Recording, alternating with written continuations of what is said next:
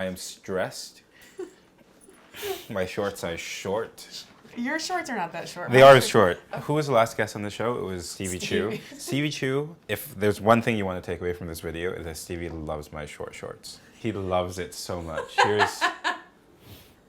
Do it for Steve. We have Lucas Sin here with me, and we're going to be cooking. Welcome. My name is Lucas, and I'm happy to be here. Today we're diving into a dish that I've only had once. This is Farideh's favorite restaurant in the universe. This is my fucking spot. Applebee's. I love Applebee's. Applebee's has the best happy hour, and like they do like half-price appetizers and like the mozzarella sticks, their spinach artichoke dip. Wow. It's so good. It's bad. It's good. It's good. Today we're making chicken wonton tacos.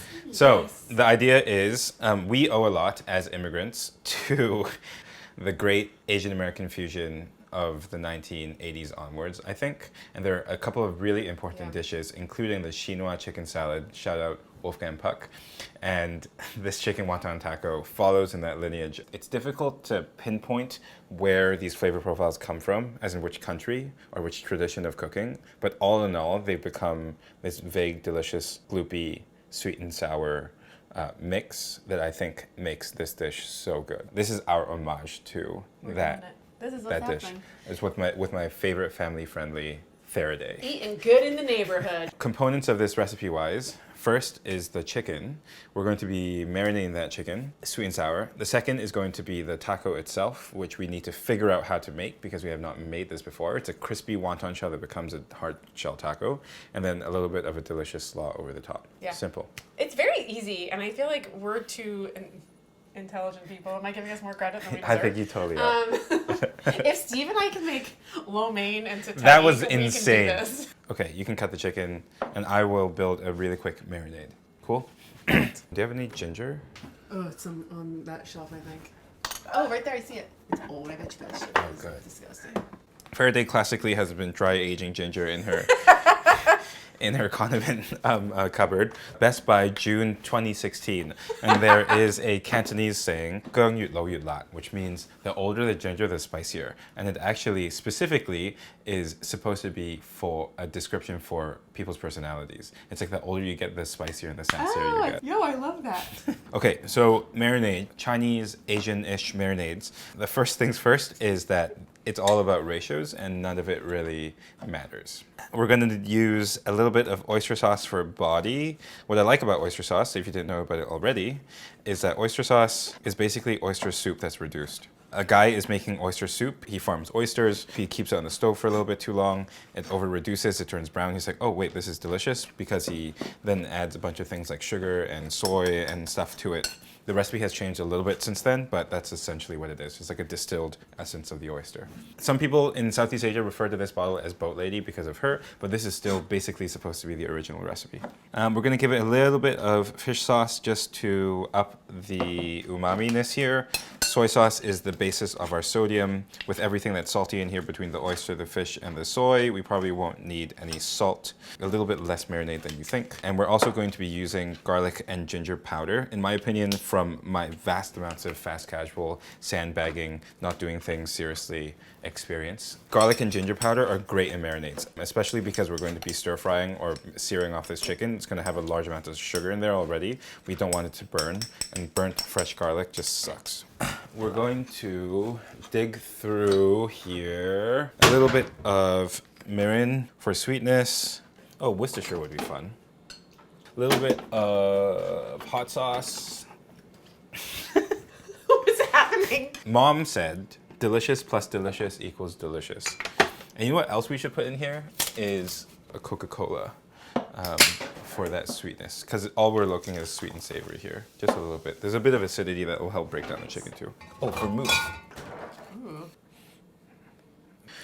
With the addition of all these alcohols and garlic and ginger, in the Chinese tradition, this is called piksang, which means remove the gaminess.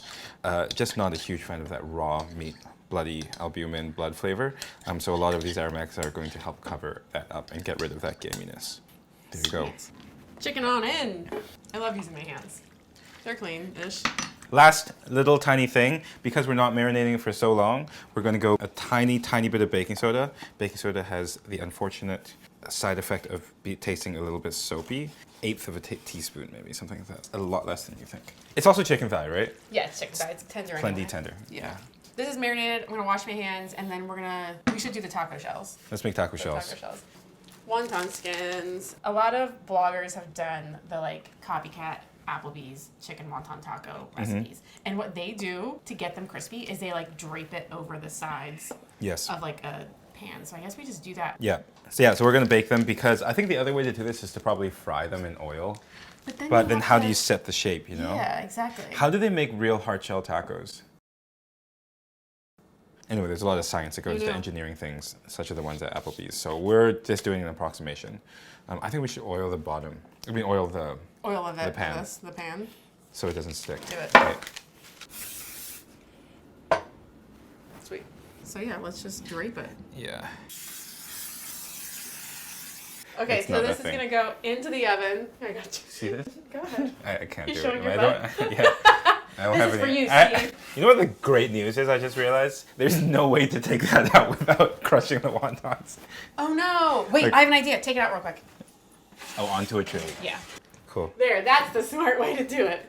Look at us. Teamwork. I knew we could do it. We can do anything. We are going to cut this significantly thinner than a high schooler at the back of Applebee's can cut it. So, radicchio for bitterness, cabbage, nice and sweet. I got over my peanut allergy the other day. Oh, I forgot you had a peanut allergy. I had a peanut allergy. Wait, are you sure? Are we gonna kill you with I'm this? done, dude. I got over it. Peanuts are my favorite nuts now. Actually, my favorite, and this is not a nut, but is sesame. Specifically, we're going to be topping this with your favorite nut-related thing, which is the sesame. When Farideh asked me for the ingredients for this, I said black and white sesame specifically, because that is a hallmark of the good old Asian fusion days. It when is. Everything was black and white. And that was the coolest thing you could possibly do. Ooh, Wow. those are good. Look at this. Holy shit.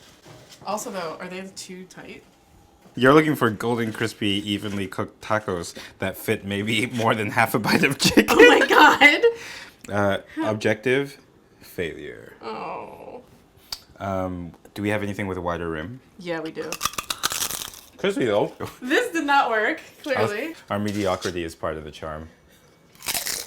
Part of what was amazing about the Applebee's one was that the taco shell was so oily and crispy. Yeah. I swear they deep fry. I think I'm gonna pummel them with oil and then put them on. Okay, let's do it. Let's do it. Yeah, we'll do it here. Let me move this stuff. I had a lot of nuts. I really want nuts.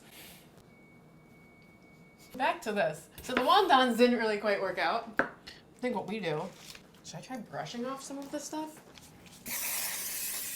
Brushing off the flour and then I will do there's the oil. here, yeah. Look at this teamwork. Pow pow. All right, back in the oven. All right. This is a beautiful melting pot of a bowl. It really is. A metaphor for the cuisine.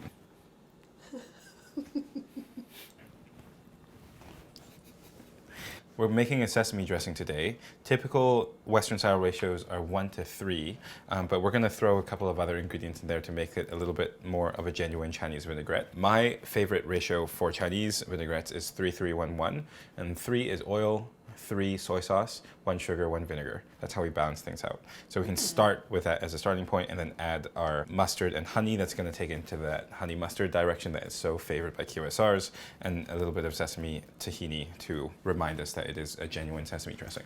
2.5 soy.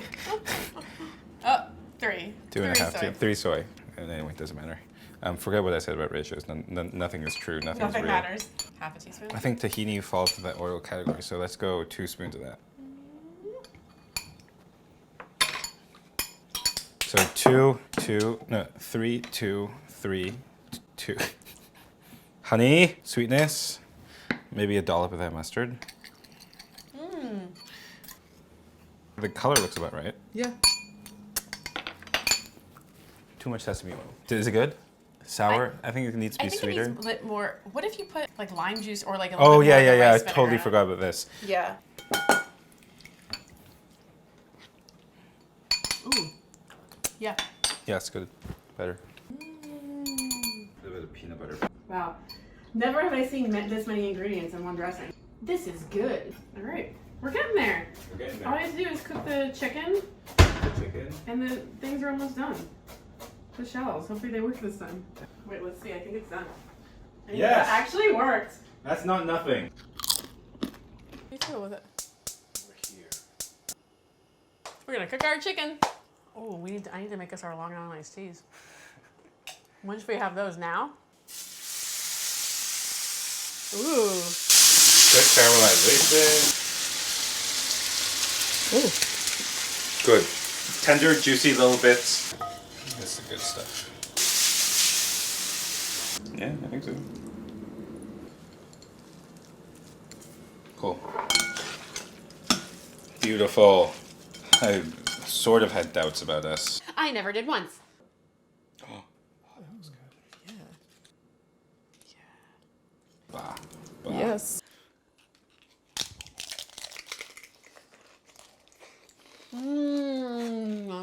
Yo, that's fucking good. Fucking good. We almost forgot. I made us Long Island iced teas. I think it was out of focus that whole time. Oh no! Cheers. Okay. The game is the last person to finish has to do another one. Okay. 3, 2, 1.